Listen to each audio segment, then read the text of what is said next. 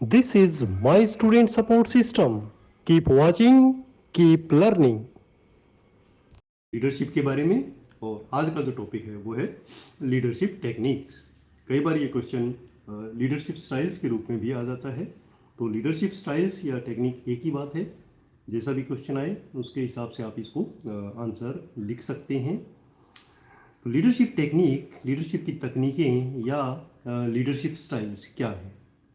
देखिए, नेतृत्व की या लीडरशिप की जो टेक्निक होती हैं वो बेसिकली तीन होती हैं: अधिनायकवादी या अथॉरिटेरियन लीडरशिप, लोकतांत्रिक या डेमोक्रेटिक लीडरशिप, और अहस्तक्षेप निष्पक्ष लीडरशिप या लेसिस फेयर लीडरशिप। इन तीनों के बारे में हम एक एक करके डिस्कस करेंगे।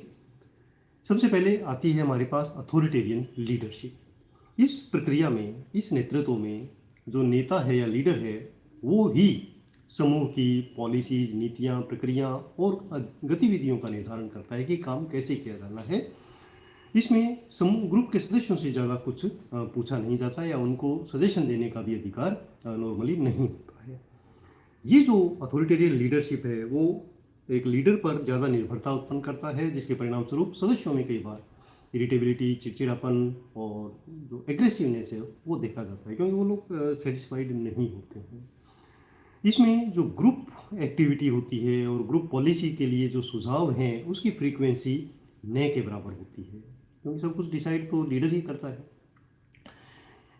इस टाइप की जो लीडरशिप है वो गतिविधियों में असंतोष को भी दर्शाता है, जिसके परिणाम स्वरूप उत्पादकता या प्रोडक्टिविटी की जो गुणवत्ता होती है वो कम होती है, और टीम के जो निर्णय और योजनाओं में समूह की भूमिका न के बराबर हो जाती है, नगण्य होती है। सारा का सारा डिसीजन नेतृत्व या लीडर के द्वारा लिया जाता है। ज़्यादातर जो लीडर्स होते हैं वो इस टाइप की जो नेतृत्व है उसको रखना पसंद करते हैं, परंतु वो एक बेटर अप्रोच नहीं है। सेकेंड टाइप की जो लीडरशिप है वो डेमोक्रेटिक लीडरशिप, जिसको सबसे अच्छा लीडरशिप या नेतृत्व समझा जाता है। इस तकनीक में नेता समूह के मामलों में निर्णय लेने में सदस्यों की भागीदारी को प्रोत्साहित करता है और सदस्यों के प्रति हमेशा मैत्रीपूर्ण और सहायक व्यवहार करता है। यानी वो खुद भी डिसीजन मेकिंग करता है, बट सदस्यों से भी परामर्श लेता है कि चलिए बताइए क्या इसमें बेटर रहेगा, क्या पॉलिसी। तो इसमें एक इनोवेटिव आइडियाज़ मेंबर्स की तरफ से भी आते हैं। समूह वैकल्पिक प्रक्रियाओं के लिए, अल्टरनेटिव्स के लिए अपने सुझाव रख सकता है और सहायता भी करता है। और इसमें चूँकि सदस्यों की भागीदारी होती है पॉलिसीज मेकिंग में, इसलिए जो एक्टिविटीज़ होती हैं उसमें भी सारे सदस्य बढ़ चढ़कर भाग लेते हैं। लोकतांत्रिक या जो डेमोक्रेटिक नेतृत्व है उससे जो लीडर की जो निर्भरता है वो कम होती है, तो सारे सदस्य अच्छी तरह से उसको काम करते हैं और मिलजुल कर काम करते हैं, जिससे सदस्यों के बीच कोई भी इरिटेबिलिटी, चिड़चिड़ापन या जो एग्रेसिवनेस है वो नहीं देखी जाती। समूह कार्रवाई और समूह नीति के लिए सुझावों की उच्चावृत्ति होती है, और इसके परिणाम स्वरूप जो समूह के सदस्य हैं उनमें काम की जो क्वालिटी और क्वांटिटी होती है वो अधिक होती है, और जो सदस्य होते हैं वो सब संतुष्टि उनमें ज़्यादा होती है।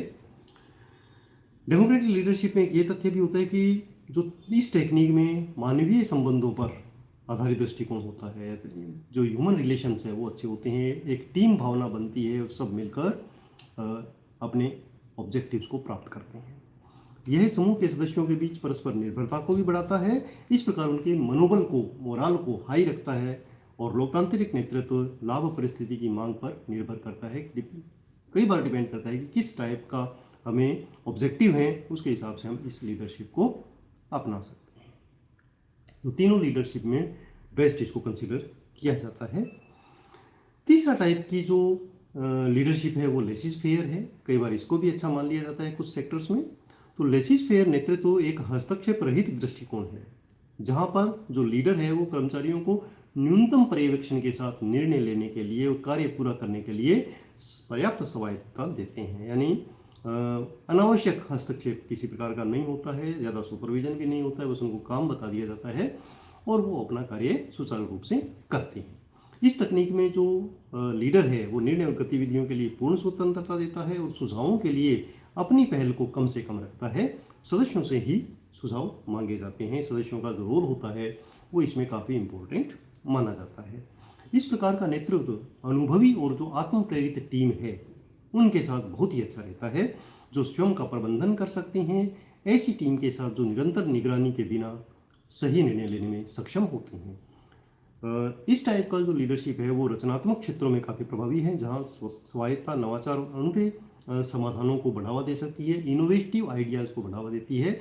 जैसे डिजाइनिंग के क्षेत्र में इस टाइप का जो लीडरशिप है वो यूज़ किया जा सकता है। इस प्रकार का जो लेसिस फेयर नेतृत्व है उसमें कुछ कमियां देखी जाती हैं, जैसे दिशा निर्देशों का अभाव होता है, यानी क्लियर डायरेक्शंस नहीं होते हैं, क्योंकि लीडर डायरेक्शन नहीं देता है, वो ग्रुप के सदस्यों से ही कहता है कि आप अपने सुझाव दीजिए।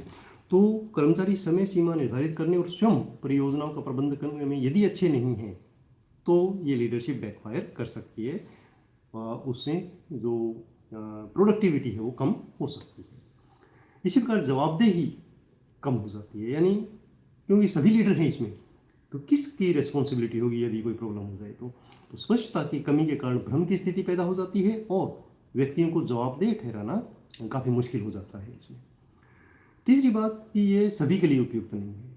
कुछ, जैसे मैंने अभी आपको बताया कि जो टीम सेल्फ मोटिवेटेड है और अपने काम में परफेक्ट है, उनके लिए इस लीडरशिप को हम अपना सकते हैं, परंतु कुछ परिस्थितियों में अप्रभावी होती है, जिसमें उच्च स्तर की निगरानी, सटीकता, एक टाइमलाइन हो और तुरंत निर्णय लेने की जरूरत हो, केंद्रीकृत निर्णय लेने की जरूरत हो। उन स्थितियों में इस टाइप की जो लीडरशिप है वो प्रभावी नहीं रहती है।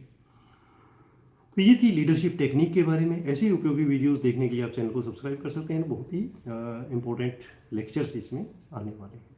धन्यवाद, आपका दिन शुभ हो। My student support system.